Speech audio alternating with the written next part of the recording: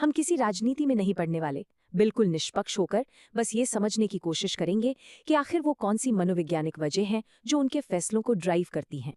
शुरुआत करते हैं उस एक विचार से जो उनके बचपन को पूरी तरह से डिफाइन करता है।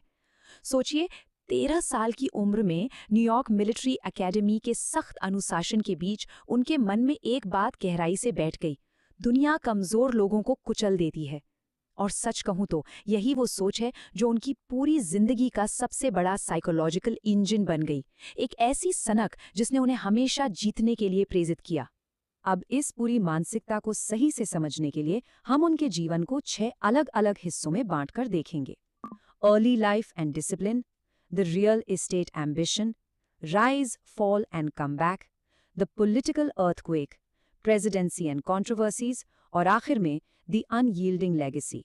तो चलिए पहले सेक्शन से शुरुआत करते हैं, early life and discipline, the making of a mindset.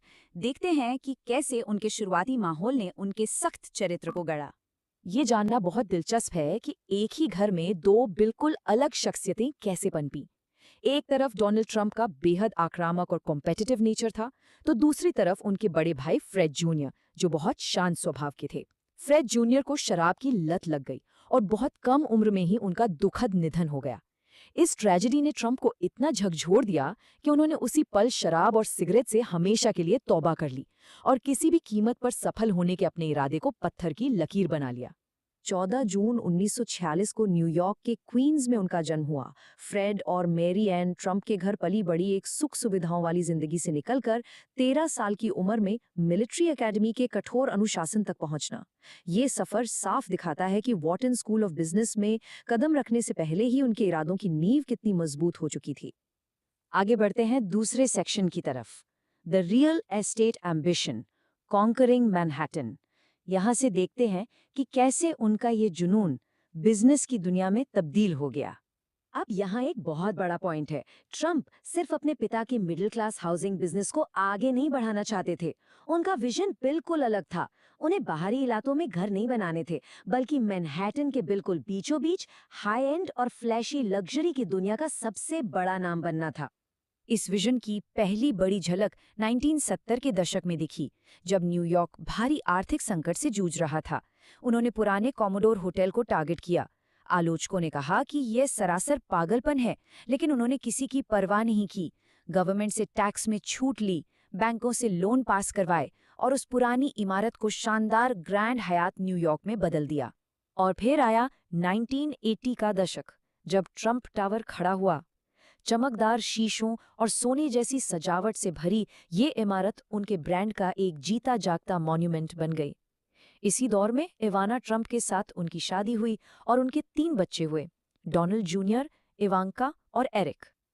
अब आते हैं 1990 के दशक पर, हमारे तीसरे सेक्शन में, rise, fall and come back, the test of resilience.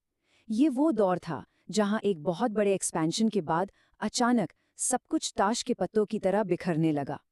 अरबों डॉलर का वो जो हैरान करने वाला आंकड़ा है ना, ये उस भारी कर्ज को दिखाता है जो उन्होंने ट्रंप ताजमहल जैसे भव्य कैसीनो बनाने के चक्कर में ले लिया था। 1990 का आर्थिक संकट आया और ये पूरा का पूरा अंपायर डगमगाने लगा।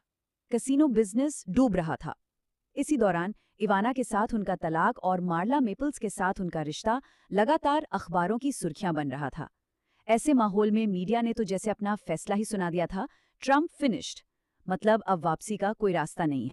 लेकिन वो हार मानने वालों में से कहाँ थे? उन्होंने एक ऐसा पैंतरा चला जिसकी किसी को उम्मीद नहीं थी, रियलिटी टेलीविजन। उनका शो द अप्रेंटिस एक ब्लॉकबस्टर हिट साबित हुआ। उनका डायलॉग "यू आर फायर्ड" पूरे अमेरिका का नेशनल कैच फ्रेज बन गया और रातों रात उन्होंने अपना सुपरस्टार स्टेटस वापस हासिल कर लिया। यहाँ से कहानी एक नया और अप्रत्याशित मोड़ लेती है। Section 4, the political earthquake, defying the odds. देखते हैं कि कैसे टीवी की ये शोहरत आधुनिक इतिहास के सबसे हैरान करने वाले राजनीतिक सफर में बदल गई। जब 2015 में उन्होंने प्रेसिडेंशियल इलेक्शन लड़ने का ऐलान किया, तो सच मानिए शुरुआत में दुनिया ने इसे एक मजाक ही समझा था। लेकिन मेक अमेरिका ग्रेट अगेन के उनके स्लोगन और बिल्कुल अनफिल्टर्ड बेबाक अंदाज ने लाखों लोगों को अपनी तरफ खींच लिया। उन्होंने मीडिया के नैरेटिव को कंट्रोल करने के लिए ट्विटर को एक हथियार की तरह इस्तेमाल किया और रोजाना की न्यूज साइकिल पर कब्जा कर लिया। 2016 के चुनाव में दिग्गज राजनेता हिलेरी क्लिंटन के खिलाफ खड़े होने पर हर किसी के मन में यही सवाल था, क्या एक रियलिटी टीवी स्टार वाकई एक इतने अनुभवी राजनेता को हरा सकता है? लगभग सारे सर्वे और एक्सपर्ट्स यही मानकर चल रहे थे कि उनकी हार पक्की है। पर चुनाव की रात सारी भविष्यवाणियां धरी की धरी रह गईं। एक के बाद एक राज्य जीतते हुए वो संयुक्त राज्य अमेरिका के राष्ट्रपति बन गए। इस एक जीत ने राजनीति के सारे पुराने नियम तोड़ दिए और पूरी दुनिया को जैसे सदमे में डाल दिया था। अब बात करते हैं उनके कार्यकाल की। Section 5, presidency and controversies, an unconventional term. ये दौर भारी ध्रुवीकरण और बिल्कुल अलग तरह के शासन के लिए जाना जाता है। राष्ट्रपति की कुर्सी पर बैठकर भी उनका वो आक्रामक अंदाज बिल्कुल नहीं बदला।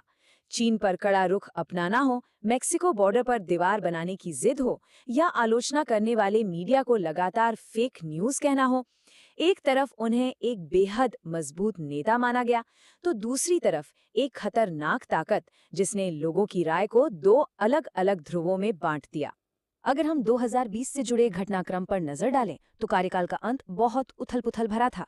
कोविड-19 महामारी का भारी प्रकोप, जो बाइडेन से चुनाव हारना और फिर अपनी हार को किसी भी कीमत पर स्वीकार न करना, इन सब का नतीजा निकला 6 जनवरी 2021 को, जब समर्थकों की भारी भीड़ ने यूएस कैपिटल में घुसकर जो हिंसा की, उसने पूरी दुनिया को हिलाकर रख दिया। और अब हम आ गए हैं आखिरी सेक्शन पर, the unyielding legacy, the drive to conquer. आज के समय में इस पूरी कहानी का असर क्या है, आइए देखते हैं। आज इतने सारे कोर्ट केसेस और मीडिया के तीखे हमलों के बावजूद वो राजनीतिक अखाड़े से हटे नहीं हैं। उनकी वो पुरानी फितरत कि हार तो किसी भी हाल में माननी ही नहीं है, उन्हें लगातार वापसी की लड़ाई लड़ने के लिए मजबूर करती है। वो अभी भी सिस्टम के बीचों बीच पूरी मजबूती से डटे हुए हैं। अगर सोर्स मटेरियल को बिल्कुल निष्पक्ष होकर देखें तो आज समाज दो हिस्सों में बटा हुआ है। एक बहुत बड़े वर्ग के लिए वो एक ऐसे हीरो हैं जो उनके हकों की लड़ाई लड़ रहे हैं, वहीं दूसरों के लिए वो एक विलन है जो पूरी व्यवस्था के लिए एक बड़ा खतरा बन सकते हैं। तो इस एक्सप्लेनर के आखिर में बस यही सवाल रह जाता है, कोई उन्हें प्यार करे या उनसे नफरत करें, इतिहास शायद ही कभी ऐसे लोगों को पैदा करता है जो इतने बेबाक और अडिग हों। उनका ये बार बार गिरना और फिर से खड़ा होना आज की इस मॉडर्न दुनिया के बारे में आखिर क्या बताता है? ये सोचने वाली बात है ना?